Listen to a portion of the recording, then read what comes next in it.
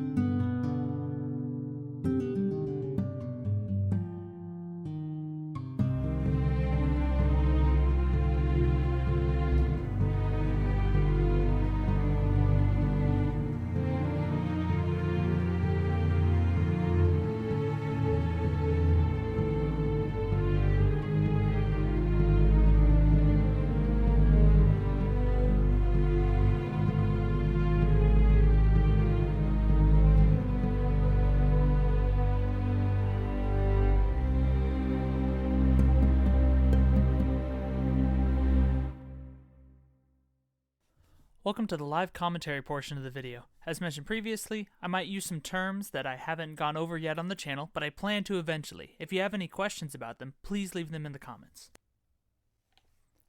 I think the biggest things that I want to point out are just some parts of the song that I really enjoy. Now, this guitar line at the beginning is something that I've played on guitar for a while, just by myself, so I wrote it as 3 guitars because it sounds nicer in the MuseScore sound engine, which I think has improved greatly since MuseScore 1, 2, and 3. MuseScore 4 has been just an incredible update to the system. But what's cool is we have this chromatic descending line in Guitar 3. It goes down by 1/2 step every 2 measures, and the top 2 guitars just play E flat and D. So you get this hypnotic half-step rub in the top 2 lines, and this slowly descending line in the Guitar 3, which just makes for this crunchy and hypnotic sound. Then the main guitar lead comes in and plays these really open and slow, kind of plodding lines that just fill me with the sense of like sadness and dread. And they use the B natural a lot in the line that helps cement the harmonic minor sound of this entire piece. You'll notice that sometimes I'll offset a note by a 32nd note, and that's just to give the song a little bit of more human feel to it.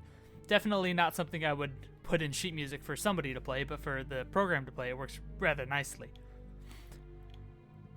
Let's see. I love the string entrance too. It feels so cold and dejected, especially with these guitar harmonics, because they sound so thin that once the strings kick in, it's like somebody putting a blanket over you when you've been really cold out. And they echo some of the same ideas that the guitars do, and then just explode into this wonderfully warm open 5th section between the cello and the contrabass. It's so warm and at the same time so sad, and I think it works really effectively. I love how that sounds.